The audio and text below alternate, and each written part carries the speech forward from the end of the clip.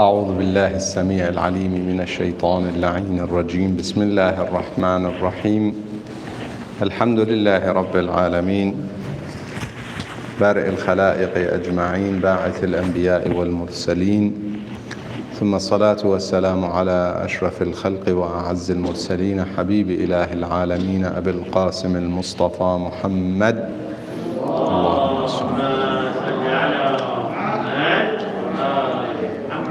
وعلى آل بيته الطيبين الطاهرين المعصومين المنتجبين، سيما بقية الله، روحي وأرواح العالمين له الفداء. Dear Mu'mineen and Mu'minat, brothers and sisters, Assalamu alaikum wa rahmatullahi wa barakatuh. May Allah subhanahu wa ta'ala accept our a'mal, our prayers and fasting and acts of charity, whatever it may be. There are so many forms of charity. It's not only when you pay, there are other forms of charity that we're able to partake in regardless of our financial position, including helping mu'mineen and mu'minat, facilitating such programs as we are in, including sometimes a smile, a simple smile in itself. To bring a smile and happiness in the hearts of the believers and other humans is an act of charity in itself. It's ibadah. It's an act of worship. We've been discussing the topic of love and loving like the merciful, to love like Allah subhanahu wa ta'ala, who introduces himself as the merciful, Ar-Rahman Ar-Rahim. And the importance of that love for our personal health, for our physical and spiritual health, mental health, and the importance of that love for humanity to grow and to be the real human society that it's intended to be, that reflects itself in paradise, where Allah subhanahu wa ta'ala describes them as loving one another with no ill feelings whatsoever. In paradise, people love one another and they have no ill feelings towards each other at all. La ghillun. It's only illa qilan salaman salama. Some people misunderstand this ayah or limit the meaning of the ayah to say they only say to each other salam. Okay, so some use that and say, well, the language in paradise is Arabic.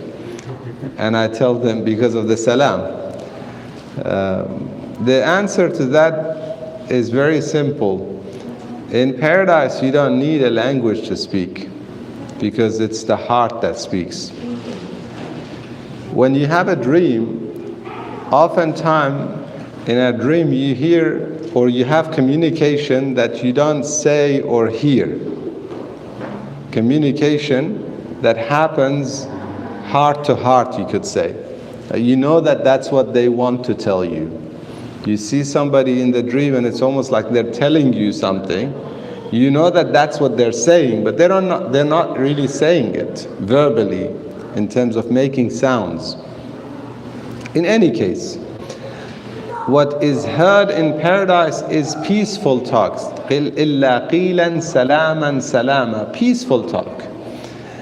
That they have no ill feelings in that talk. All they mean is real peace. In fact, the reason Muslims greet each other with salam, which is one of the names of Allah subhanahu wa ta'ala. As-salam is one of the names of the Almighty God. The reason they greet each other with that is to say that I come to you with complete peace. I come to you in submission to the peace, who is Allah subhanahu wa ta'ala, that I will only do what He wants me to do. I would only have what He wants me to have for you, which is love and care. And therefore I would only be peaceful with you. This is the greeting.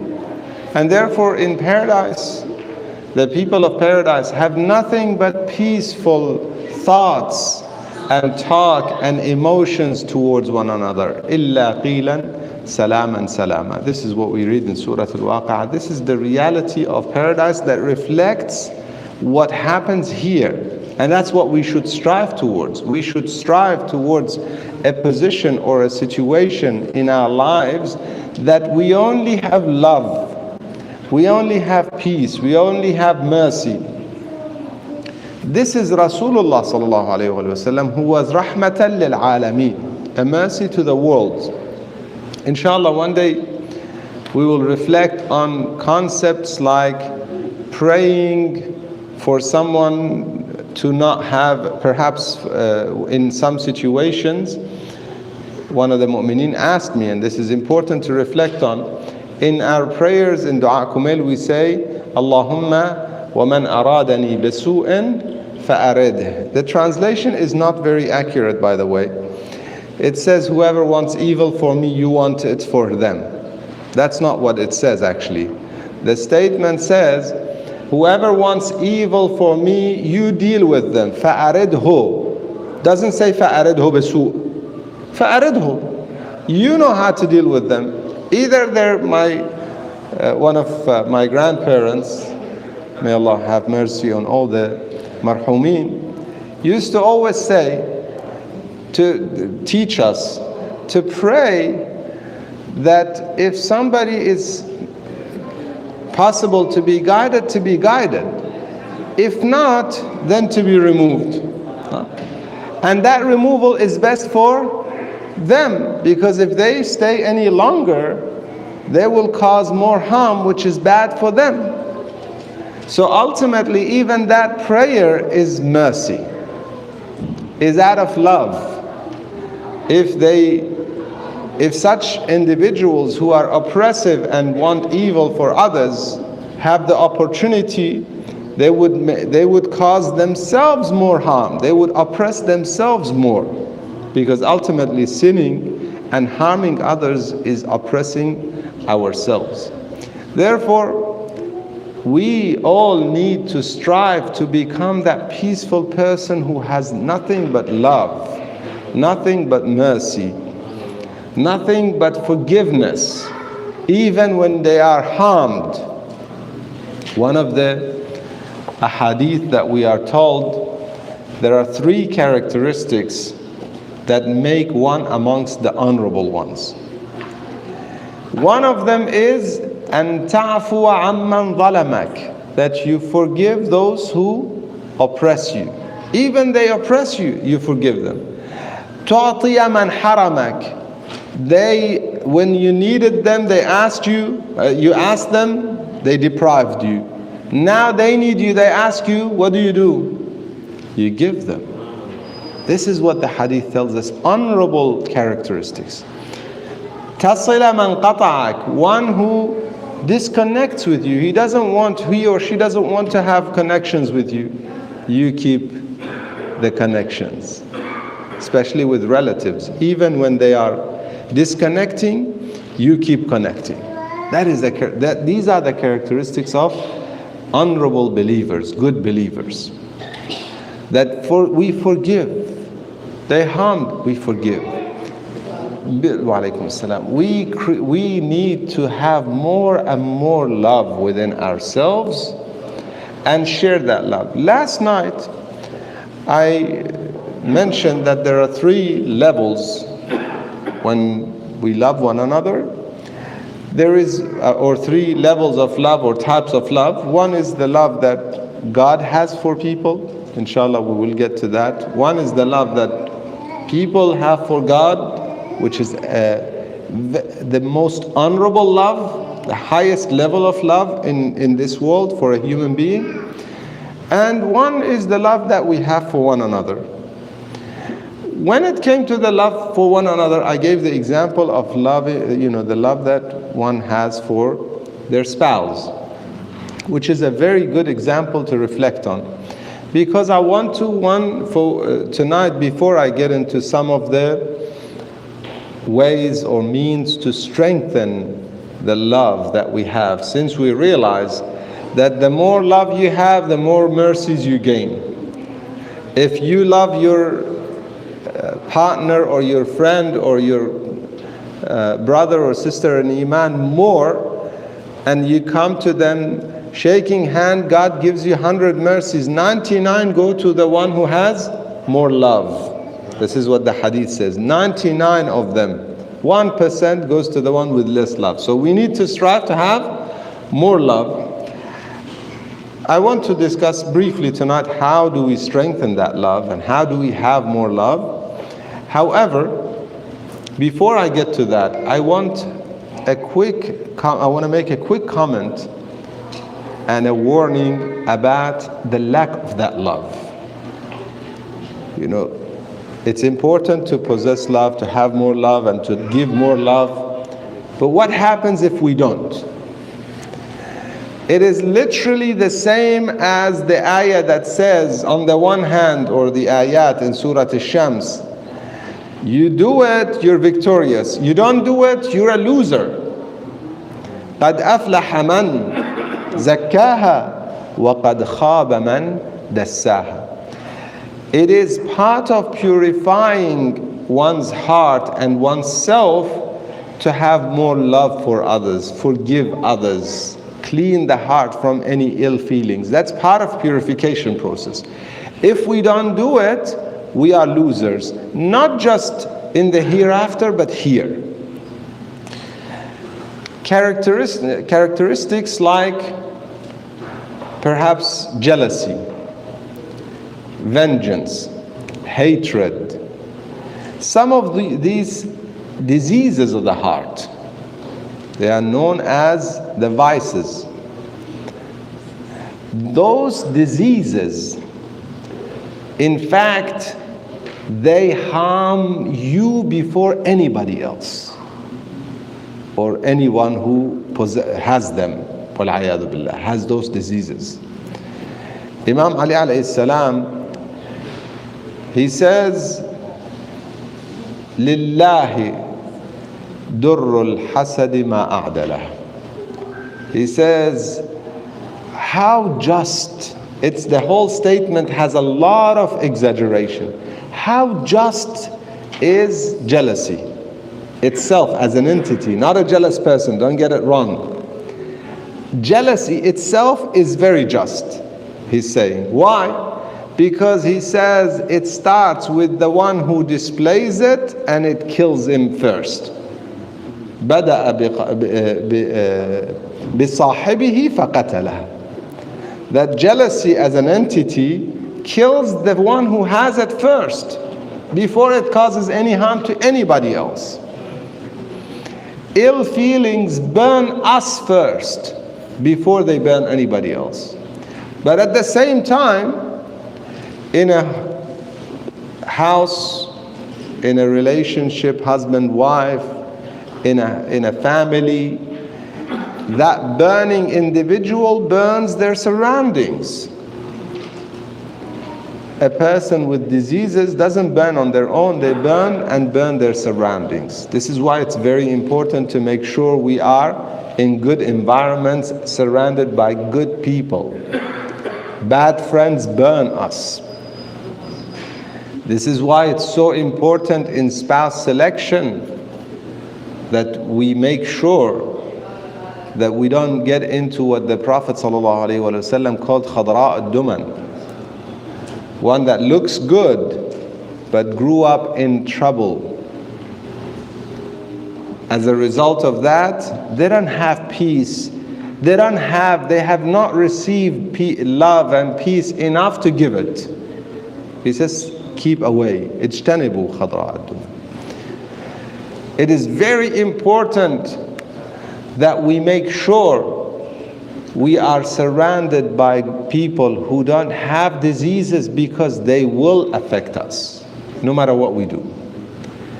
Can we affect them? Yes, we can. But it's a big challenge in some cases. And therefore, not many people are able to take that challenge, capable of dealing with it. Positive energy also affects its surroundings. You could be such a strong water that puts up that fire.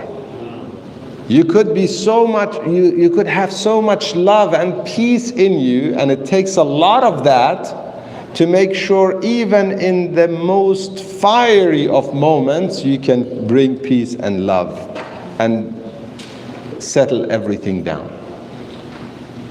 But it takes quite a bit. Therefore, my dear brothers and sisters, if we do not try and have love and strengthen love within us, have mercy and peace and strengthen that within us, the dangers are not one or two. We will burn ourselves and our surroundings. And don't be surprised if you burn the children. I used the example of family yesterday or last night, and husband and wife. What happens as a result of a broken home? We know that or we don't? Are the statistics clear to us or not?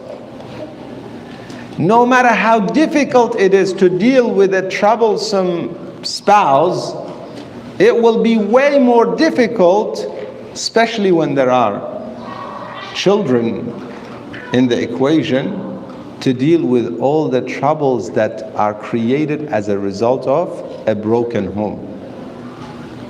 So what can we do to maintain that love? At one point we had so much love. Initially there was so much, those fuzzy feelings and love. How can we maintain that? That's what I want to briefly, inshallah, discuss tonight. Few points, and I won't keep you long. Some of these things, again, it is the month of Ramadan, and we have limited time with the Quran recitation and the program and iftar and so on. Therefore, we're keeping and expecting you to come earlier isn't probably very fair, or is it? I don't know. But we're keeping it short. Inshallah, for some of those discussions, we can have specific workshops and discussion, lengthy discussions to get into the details of those. I just share some highlights, inshallah. One of the keys to enhance the love that we have between one another and make sure that it is not one way. There's a poet, famous Iranian poet, Baba Tahir. He says, "Che khosh bi mehrabuni har do sar bi." It is beautiful when love is from both sides. Ke yek sar mehrabuni dar sar bi. If it's one-sided, it's a headache. And then he says, if Majnun had fallen for Layli, the Romeo and Juliet of the Eastern world, Majnun and Layla. He says, agar Majnun dil shuride'i dasht, dil Layli az un shuridetar bi. If Majnun had love for Layli, in reality, though Layli was not showing it, or Layla was not showing it, displaying it, but in reality she had more love for him. In any case, if we want to enhance love so it is not one-sided, how can we do that? One thing that we learn from the hadith, it's a longer hadith, but I will use one part of it. Rasulullah sallallahu alaihi wasallam teaches us, Allahumma salli ala Muhammad wa ala Muhammad. He says, if you want people to love you, you don't want to just give, you want to be in a loving relationship. He says, فَأَحْسِنْ إِلَيْهِمْ وَارْفُضْ مَا فِي أَيْدِيهِمْ. In short terms, do good to them without any expectations. When you do good, don't have expectations. Don't do something so that they do something in return. Do it for the sake of God. أَحْسِنْ إِلَيْهِمْ. If you want anyone to love you, do good to them without any expectations. The Imam says, don't expect something from their hands. In other words, don't expect a reward. Do good without expectations of any rewards. This itself is definitely going to make, and that doesn't mean you try it. Let me be clear here. It doesn't mean that we try it. I did once, nothing happened. That's not how it works. Oftentimes when you try and advise people or counsel people, I did once, or I did that before. So you were expecting something to change.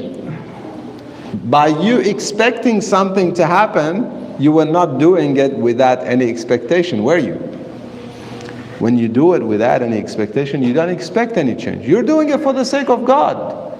In fact, if they pay you back if you do good and they pay you back with bad, not even appreciation, in some, I'll try and stick to English, but another poet, he says, we don't want any goodness from you, but keep the evil from us. Just don't do bad to us. In some cases, you do good and you get bad in return. And you'd say, it's actually better for you, not for them, but for you. How so? Because your rewards are multiplied. Multiples of rewards. Beyond imagination. That is one. Do good without any expectation. In a marital relationship, do good and keep doing it. It doesn't matter. You're doing it for the sake of God. If you're depositing money in the bank, do you care how the cashier treats you? I mean, does it really matter? Or some people we prefer to have a nice, kind cashier, but in the end of the day, it's not them who hold your money. It's the bank. If that's a safe bank, then you're putting it with God. Your deposits are with God. They're the cashiers. They're the ones who are receiving it. But they're not intended. It's not intended for them. It's intended for the sake of God. Therefore, you shouldn't be feeling bad. That's one. Second one, often people speak about compromise. And what I want to say is actually, if you want to, and it's in line with doing good without expectation, if you want to have a long-term relationship, successful marriage, you need to learn sacrifice, not compromise. Compromise, again, it's like expecting 50-50. This time I'm giving, the next time you give. No. I'm giving for the sake of God. I give in this time for the sake of God. I forgive for the sake of God. In fact, Imam Zain al-Abidin alayhi salam in Risalat al-Huquq, in Treatise of Rights, he says the rights of your spouse is that you forgive them. It's one of their rights. God-given rights. You forgive. And last but not least, I call it the golden rule. Ash-shukr, appreciation, gratitude, thankfulness to God for the people you have around you, the human society that we live in, the spouse that you have, the children that you have. Can you imagine living on your own? Can anyone imagine that? Can we live as one family on our own? Nabiullah Yunus, his father, alayhi salam, ala nabina wa alayhi salam, his father Matta was described in the hadith as abdan shakura. The prophet of that time wanted to know why was he such a grateful servant. He visited him. When he learned about him, he realized that he recognizes the blessings and all the blessings and mercy from God in the little things with its details. So one bite of bread, he sees the sun. He brought wood fire. He sees the sun, the trees, the rain. He sees the winds, in all of that. He sees, in fact, the marketplace and the availability of people working together, because without that we would be living in stone ages. We learn and advance together. So be grateful for having your spouse, for having human society around you, for having a community. The more we are thankful, the better it gets. We ask Allah subhanahu wa ta'ala to grant us abundance of love and mercy and peace, that we maintain the best of relationships with one another. We ask Him to make us amongst those who listen to what's said and follow what's best. Walhamdulillahi Rabbil Alameen. صلى الله وسلم على سيدنا محمد وآله الطيبين الطاهرين. اللهم صل على محمد وآل محمد.